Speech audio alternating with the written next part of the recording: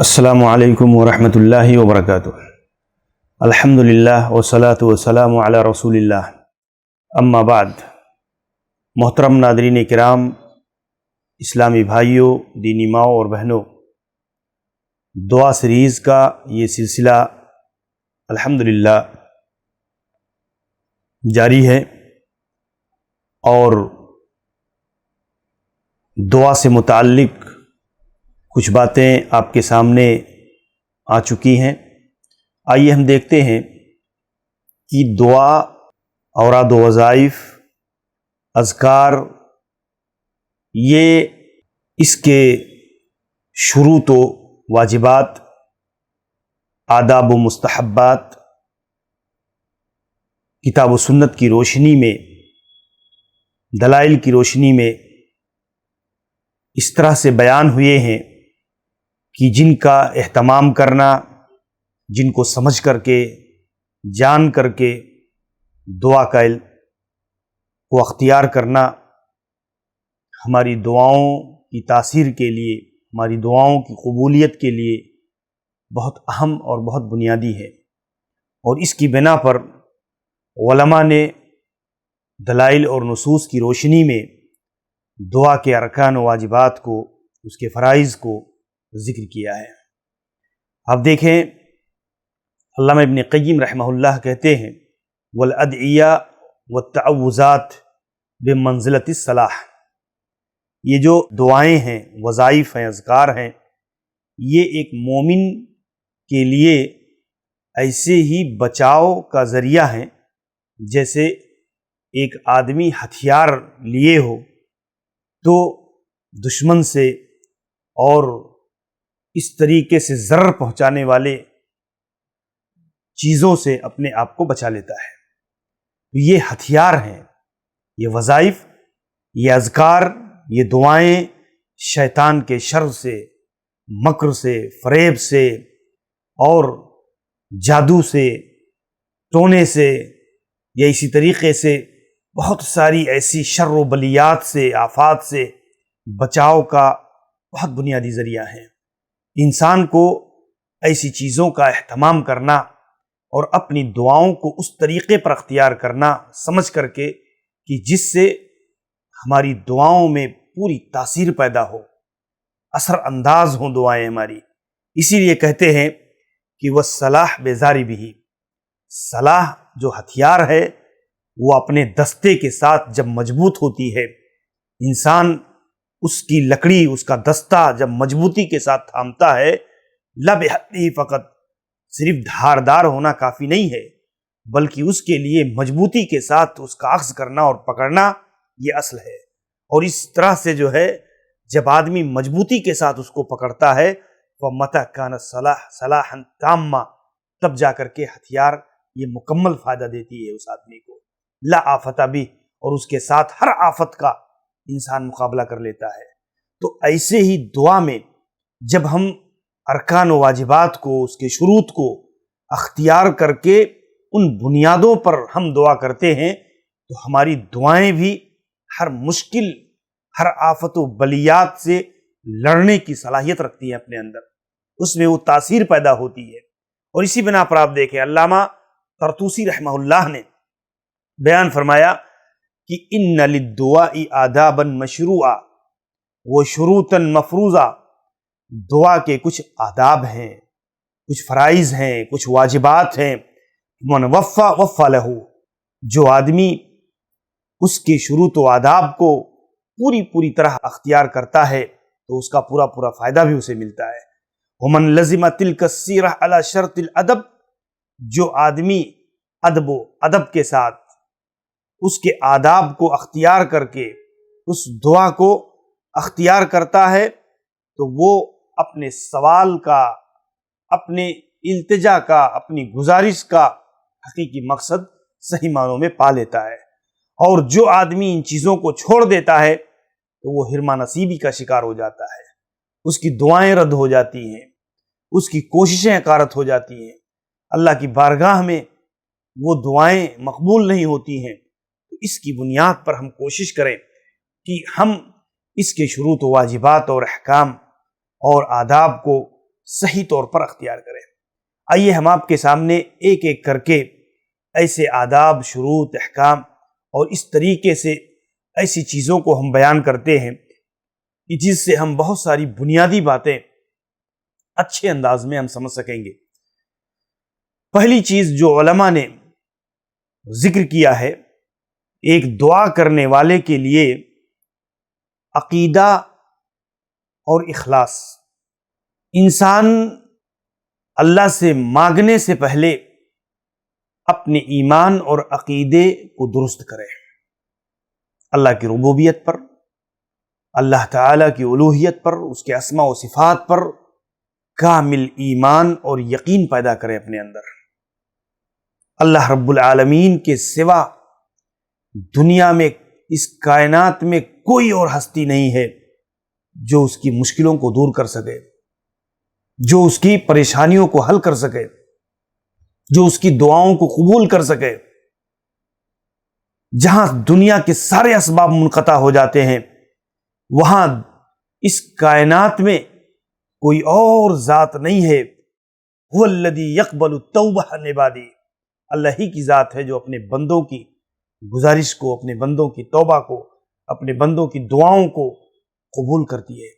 اللہ رب العالمین ہی کی ذات ہے۔ تو یہ ایمان اور عقیدہ انسان کے اندر ہونا چاہیے، اور یہ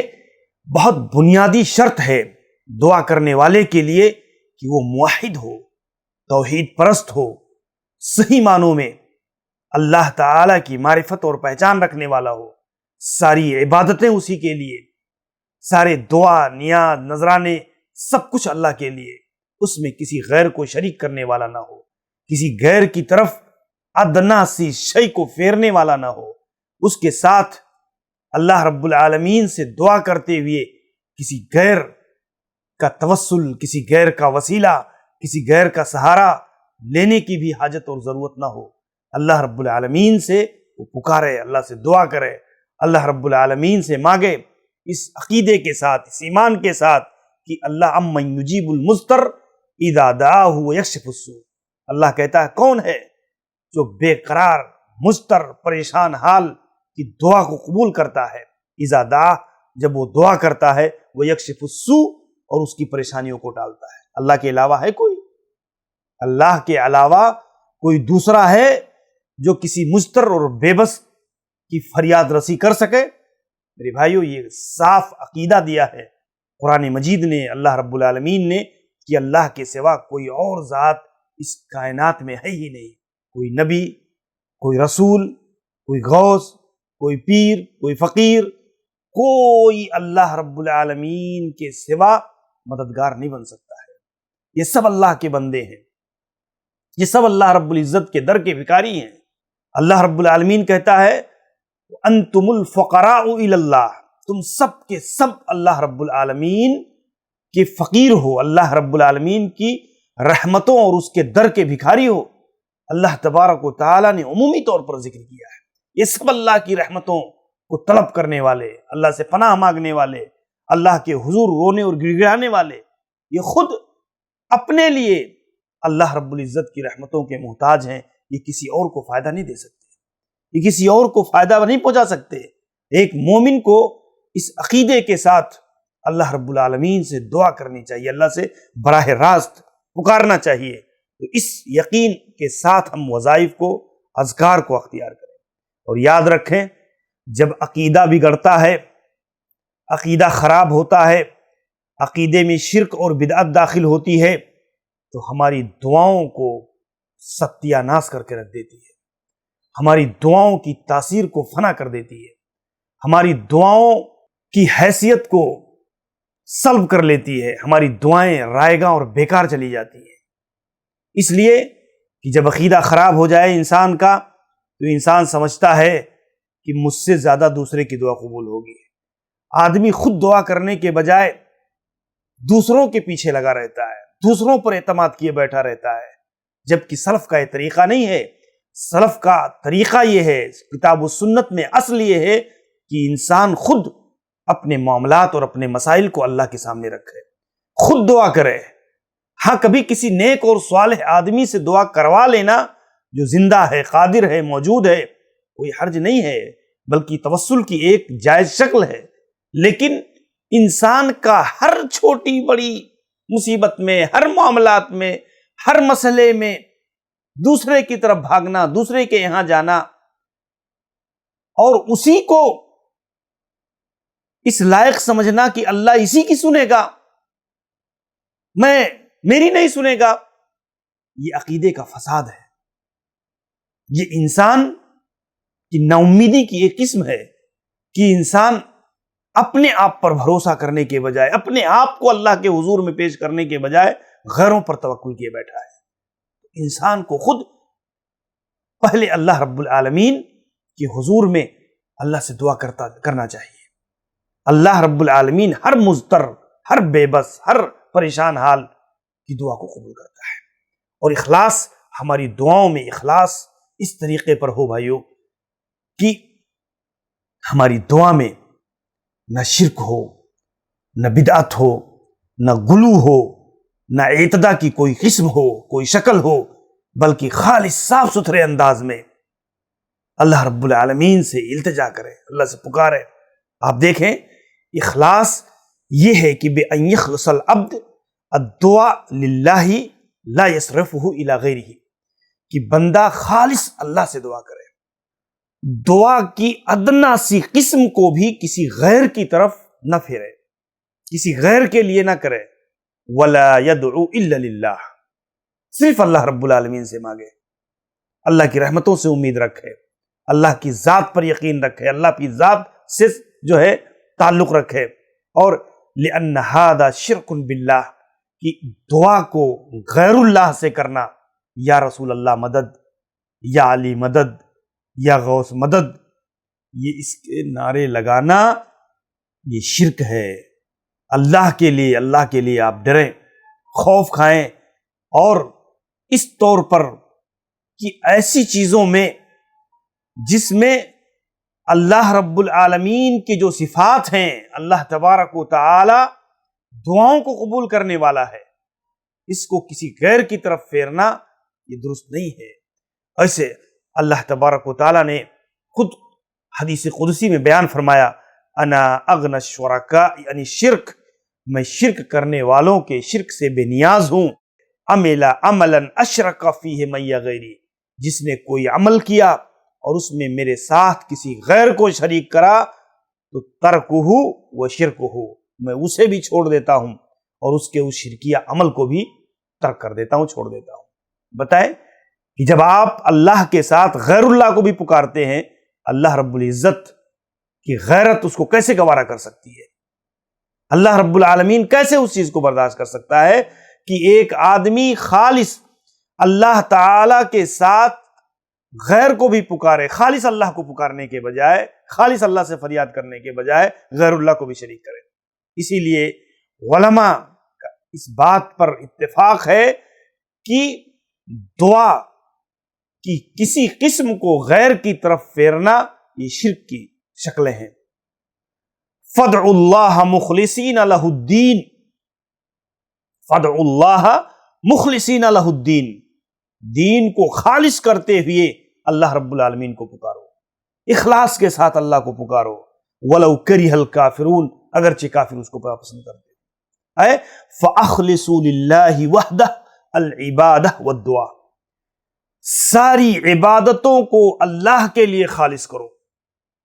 اللہ کے لیے دعا کو خالص کرو، اس کے کسی کو شریک اور ساجی نہ بناؤ۔ اسی لیے آپ دیکھیں امام ابن حجر عسقلانی رحمہ اللہ کہتے ہیں، قد دلت الآیہ ان الاجابہ مشترط بالاخلاص، یہ آیت دلیل ہے اس بات پر، یہ آیت اس بات پر دلیل ہے کہ اخلاص یہ دعا کی قبولیت کے لیے شرط ہے۔ اخلاص کا ہونا دعا کی قبولیت کے لیے شرط ہے، جیسے اللہ کے نبی نے حضرت عبداللہ بن عباس رضی اللہ عنہ سے کہا تھا، اذا سألت فاسأل اللہ، اذا سألت فاسأل اللہ،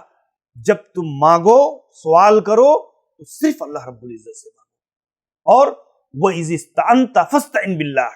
اور جب تم مدد طلب کرو تو اللہ رب العالمین سے ہی مدد مانگو۔ دیکھیں اللہ کے نبی صلی اللہ علیہ وسلم نے صاف ستھرا طریقہ سکھایا ہے اپنی امت کو، صحابہ کو،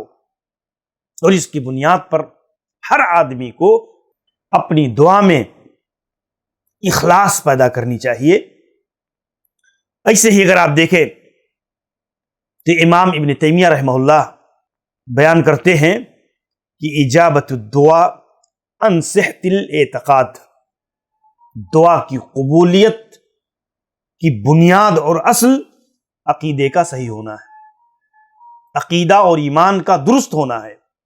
اگر ایمان اور عقیدہ درست نہیں ہے تو آدمی کی دعا بھی مردود ہو جاتی ہے۔ وَأَن کمال الطاعہ، اور آدمی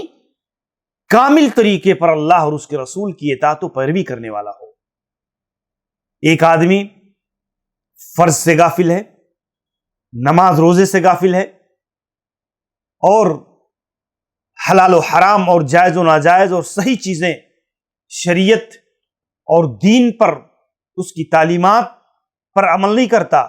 صرف دعا کرتا ہے، تو دعا بھی اللہ کے یہاں قبول نہیں ہوتی ہے، بلکہ اطاعت و پیروی یہ شرط ہے کہ اللہ رب العالمین کی اطاعت و پیروی کرنے والا ہو، جیسا کہ اللہ رب العالمین نے خود فَلْيَسْتَجِيبُوا لِي وَلْيُؤْمِنُوا بِي، تو میرے بندوں کو چاہیے کہ وہ میری ہی پیروی کرے، میری اتباع کرے، میری اطاعت کرے اور مجھ پر ایمان لائے۔ دونوں چیزیں اللہ تعالیٰ نے ذکر فرمائی، تب جا کر کے آدمی کی دعا اللہ کی بارگاہ میں قبول ہوتی ہے۔ اور اخلاص کی ایک شکل یہ بھی ہے کہ آدمی دعا میں ریاکاری سے بچے، دعا کرتے وقت، دعا مانگتے وقت دکھاوے سے، بلا وجہ بہت زیادہ آواز کر کے دعا کرنا، جو ہے لوگوں کو رو رو کر دکھانا، لوگوں کے سامنے بڑا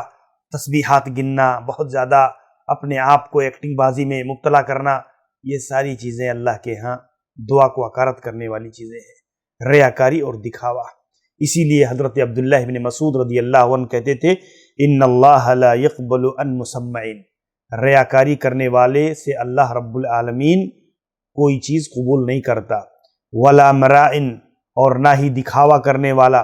ولا لاعبن، اور نہ ہی لہو لعب کرنے والا، ولا داعن الا داعیا دعاء ثبتا من قلبی، اور نہ ہی ایسا دعا کرنے والا جو محض ریاکاری کے طور پر دعا کر رہا ہو، بلکہ ایسا داعی، ایسا دعا کرنے والا جو خلوص قلب کے ساتھ دعا کرتا ہے تو اللہ اس کی دعا کو قبول کرتا ہے۔ تو بہرحال دعا کی یہ پہلی شرط اور واجبات میں سے ہے، ارکان میں سے ہے کہ ایک بندے مومن صحیح عقیدے اور ایمان کے ساتھ، اخلاص کے ساتھ اللہ رب العالمین کو پکارے، اللہ ضرور اس کی دعا کو قبول کرے گا۔ اللہ تعالی ہمیں اس شرط کو اپنی دعاؤں میں پیدا کرنے کی توفیق عطا فرمائے۔ السلام علیکم ورحمۃ اللہ وبرکاتہ۔